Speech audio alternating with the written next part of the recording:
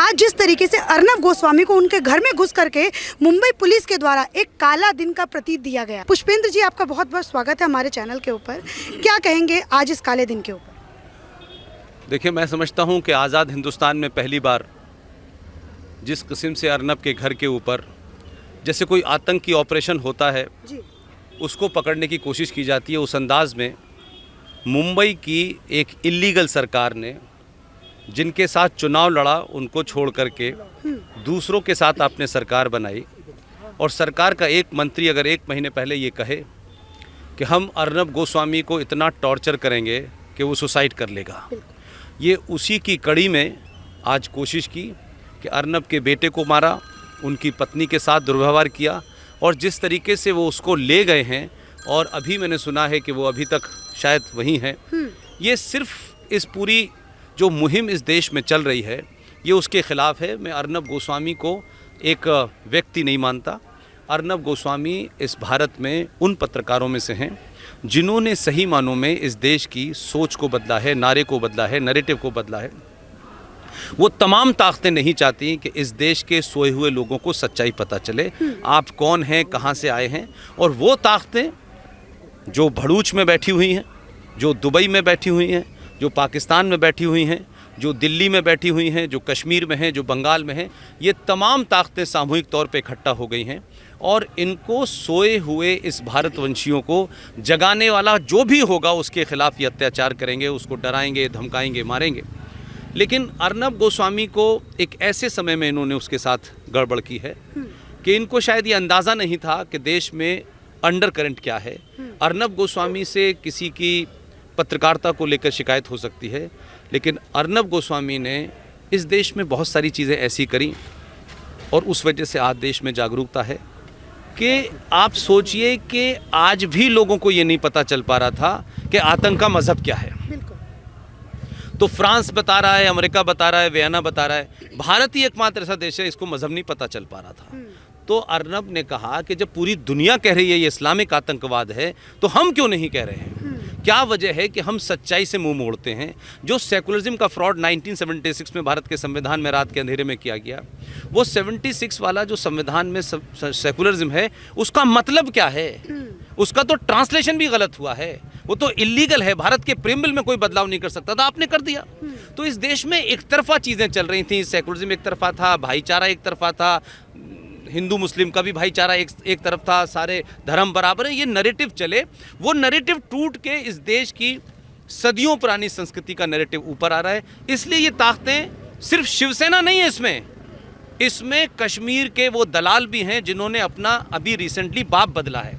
अब वो चाइना को अपना बाप मानते हैं, वो 370 उसके साथ मिलकर लाना, ये तमाम ताकतें परेशान हैं। और 2014 से राजनीति में लोग बदले होंगे, चेहरा बदला होंगे, लेकिन मैं ये मानता हूं कि राजनीति में नहीं, देश की सोच में बदलाव आया है, उससे लोग परेशान हैं। तो अर्नब के साथ और तमाम वो पत्रकार जो ऐसा करेंगे उनके खिलाफ ये होगा, बार बार होगा। और सोशल मीडिया वालों को गाली गलौज दी जाएगी, ट्रोल है।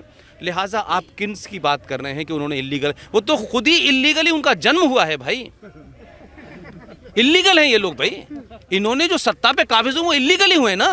वोट मांगा था भगवान के नाम पे, चले गए अल्लाह के घर पे।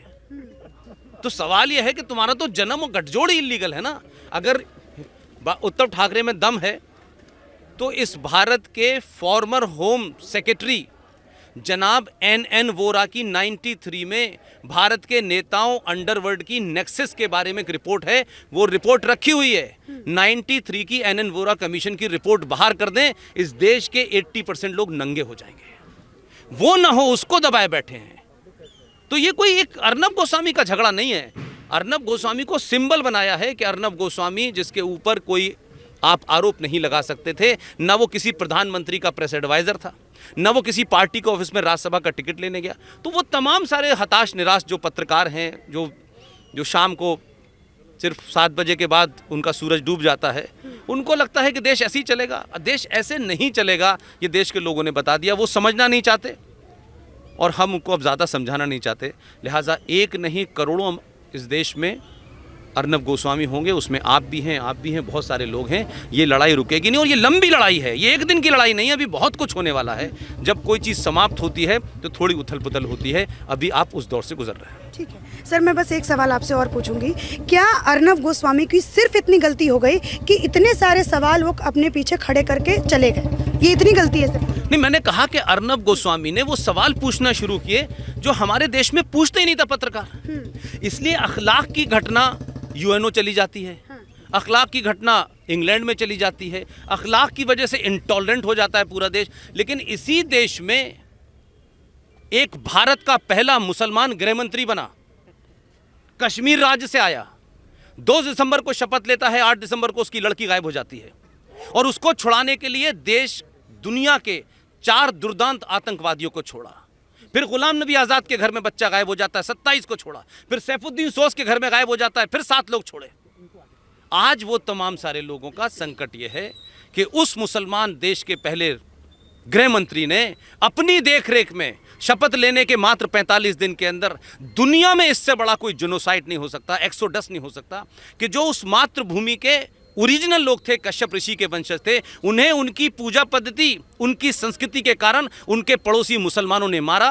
2500 लोगों को मारा, 5.5 लाख लोगों को अपने ही देश में उन्होंने बेघर कर दिया। आज उन ताकतों को वो मंसूबे पूरे नहीं हो रहे हैं। सत्ता बदली, उससे पहले समाज बदला, और जब समाज बदलता है तो सत्ता बदलती है, और सत्ता बदलती है तो फिर 370 भी हट जाता है, 35 पे भी हट जाता है, और दूसरे बहुत सारे काम हैं। ये डराना चाहते हैं शाहीन बाग वाले कि हमारी चलेगी, वो डर नहीं रहा है। वो 2014 में अकेला था, 2019 में उन लोगों ने एक और को भेज दिया है। अब डर के मारे उनकी हालत ख़राब है, लिहाजा वो कोशिश कर रहे हैं कि कभी उत्तर प्रदेश वाले को डराएं, कभी इसको डराएं। ये समाज अब डरेगा नहीं। इसी से परेशान हैं वो लोग कि जितनी ताकत से आप आगे बढ़ेंगे, उतनी ताकत से ये लोग जहाँ से आए हैं वहीं चले जाएंगे। बहुत बहुत शुक्रिया।